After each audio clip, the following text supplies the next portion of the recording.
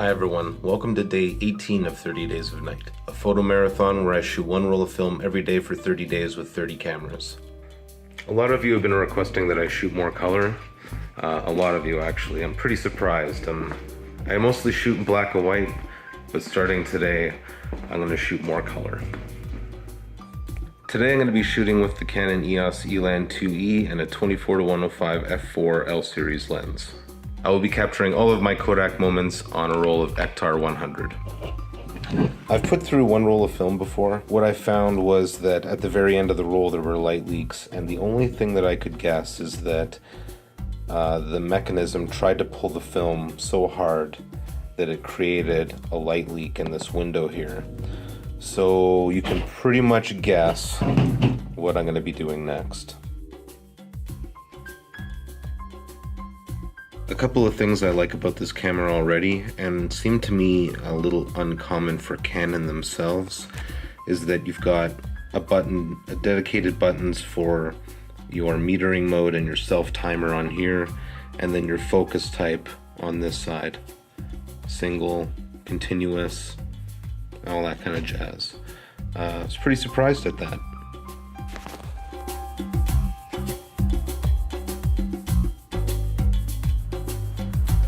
Today I'm heading down to Princess Island Park. There should be a lot of action going on and a lot of color.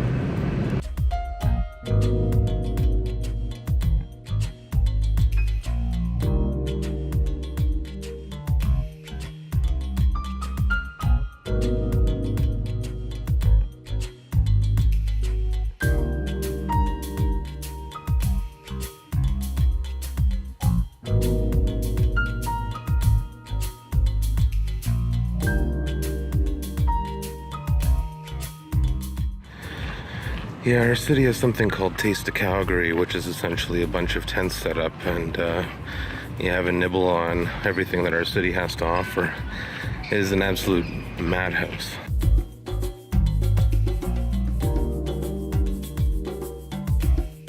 I'm gonna be honest, I'm not really feeling it so far. I think it's the park. I don't think it's the fact that it's color. I'm really enjoying looking for pops of color and using that as my main focal point today. At this point I'm about 11 shots in. I'm not really a nature photographer. I guess I'm supposed to challenge myself, but to be honest, I feel the city buildings calling to me. I'm going to start heading towards the concrete and brick.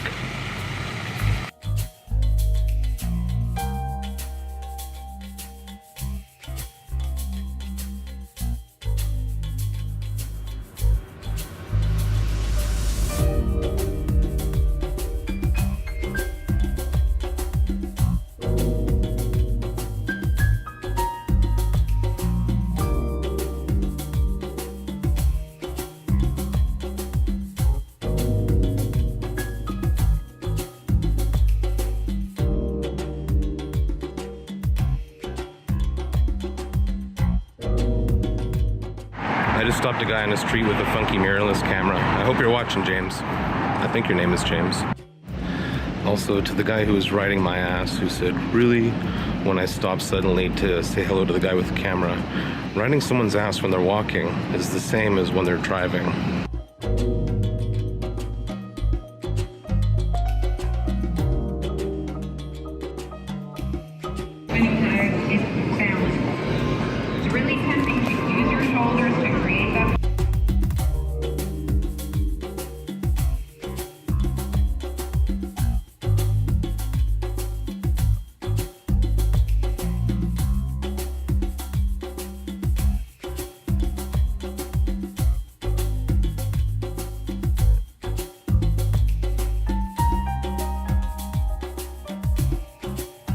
I have a full roll of color photos in my bag, and I'm ready to go home now and develop them in the darkroom. Okay guys, I'm back home, I'm in the darkroom, and I'm ready to develop this roll.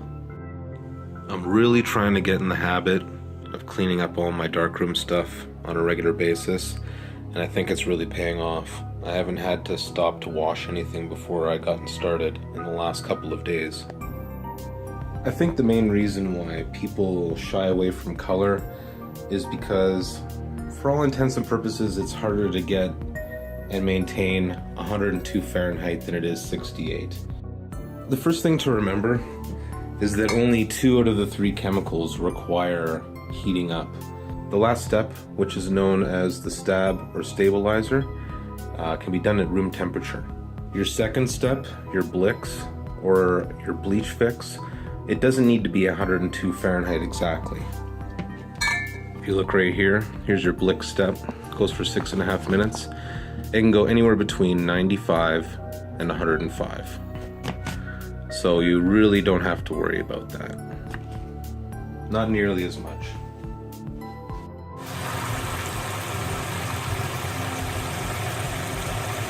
For me, once the temperature gets up to 120 Fahrenheit, I start filling up my water bath. I want these bottles to be completely enclosed. Also, the reason why I use glass is so the bottles sink instead of float. So like I said, the water is super hot. So it's good to have at least a thin glove on so you could just dunk it in there for a quick second. Give it a good shake to make sure all the chemicals are warming up evenly.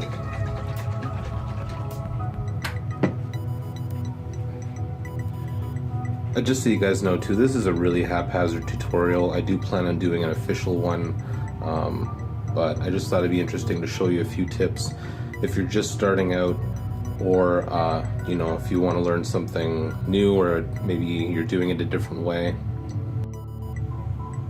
Right now it's reading about 85 Fahrenheit. My guess is it's going to be ready in under 10 minutes.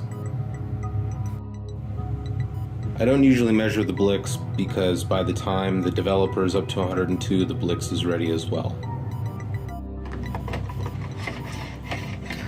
I'm just doing my pre-wash now.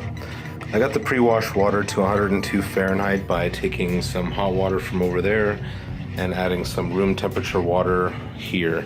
I know you guys haven't seen this thing before, it's new. I decided it might be beneficial for me to have some ready to go water temperature, room temperature water in the room.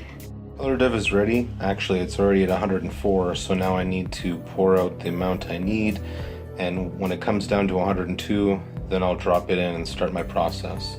I'm also going to take the Blix out at this point to make sure I don't overheat my Blix.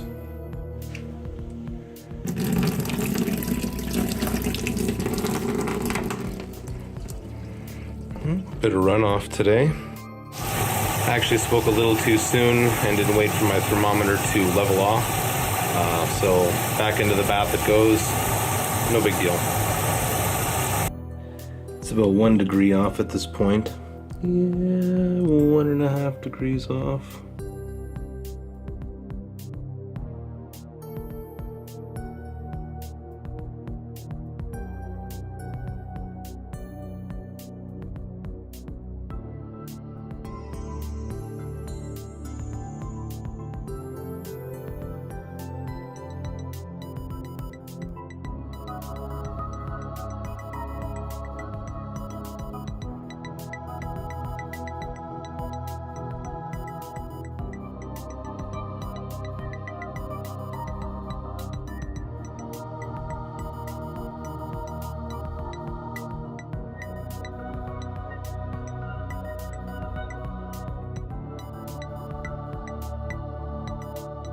Now what I want to do is actually drill a hole into the bottom of this thing, so then the water will run straight through like a one-way road. It's been 3 minutes, but I'm just going to give it maybe another minute, flip it over once more, just to be certain.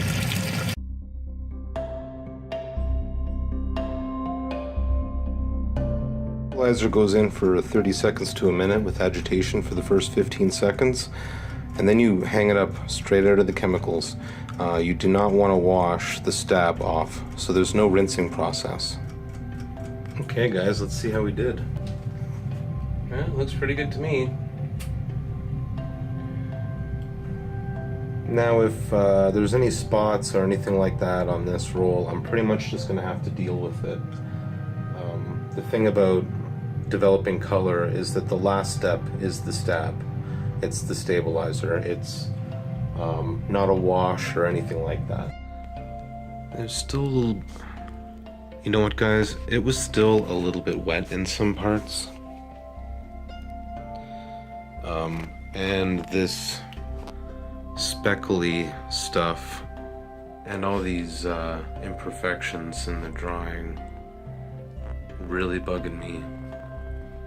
I think I'm going to rinse this in some distilled water, and then I'm going to restabilize it.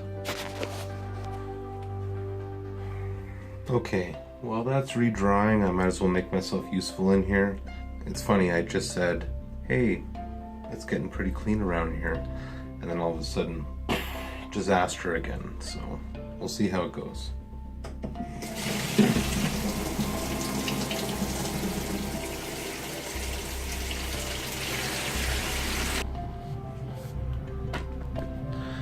This right here needs to be organized big time.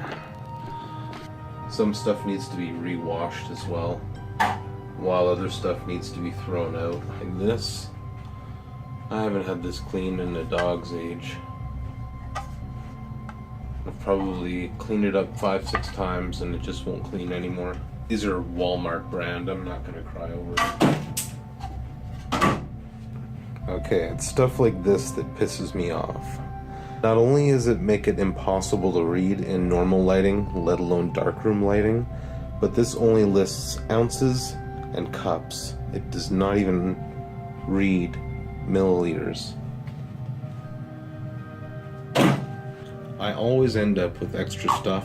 When I pick up darkroom equipment from an ad, these are extras but still worth keeping. These are part of a set I got from B&H. I do like them, except for the fact that, again, you can barely read that lettering. Why can't we just have black lettering so it's definitive? Maybe there's a good explanation, but me squinting while having chemicals up to my nose doesn't seem to be one of the advantages. Ounces and cups. This thing's seen better days, but it still comes in handy. I don't know if you noticed, but for a couple of days I had this attached to the faucet. I was trying to see if I could read the temperature of the water as it was coming out. It was accurate within about 2 degrees, but it wasn't designed for it, so I'm not surprised it didn't work. The infamous Yankee Clipper 2 tank. I know you can't see it very well, but this shelf hasn't been cleaned in like 6 months. There's all sorts of stuff going on here, starting with this mystery camera. No idea what's on this roll. Found it at a Value Village. Some Kodak poly contrast filters. Ooh, holy sh**. There's this piece of glass just resting right on top.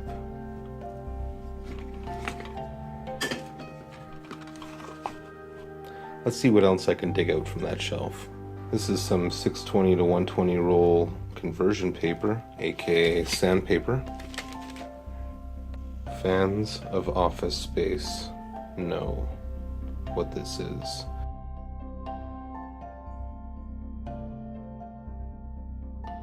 An Ilford anti-static cloth. Never taken that out of the pack before. Wow, that feels new.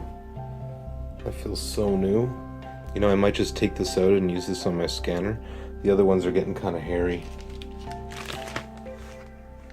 Yeah, that's great. Whenever this cloth was made, it was only $8.95. So I highly doubt it was within the last 10-15 years. A Kodak Darkroom Data Guide.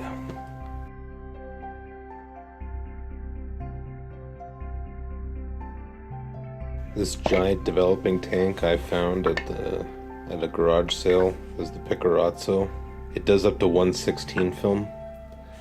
Came in box.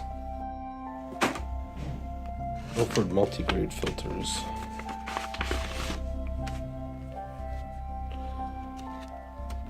That's great.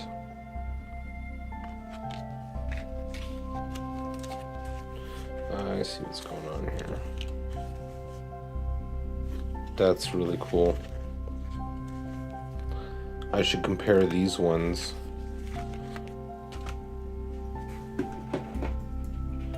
With the ones that I have here that are a bit more official.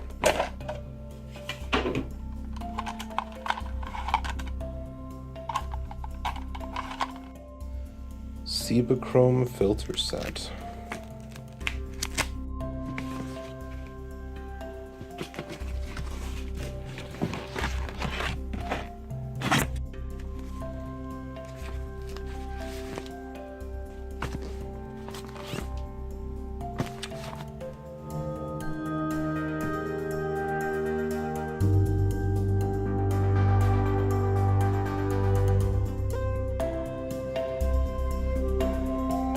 Still a drop or two of water,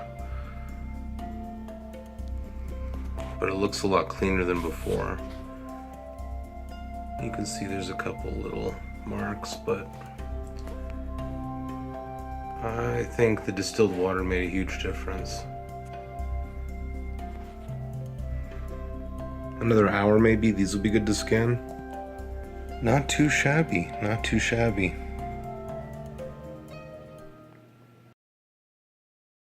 Here are today's highlights.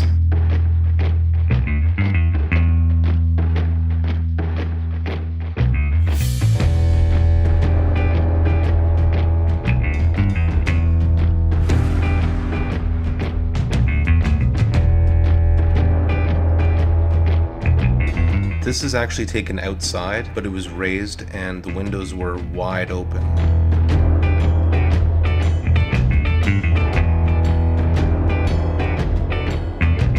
This one was a close second for me today.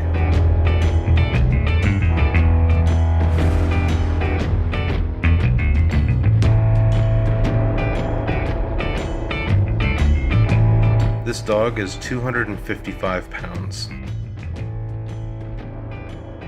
Here is my top pick for today. Lots of interest going on here.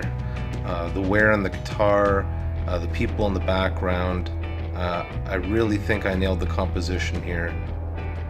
Overall, I'm very happy with it.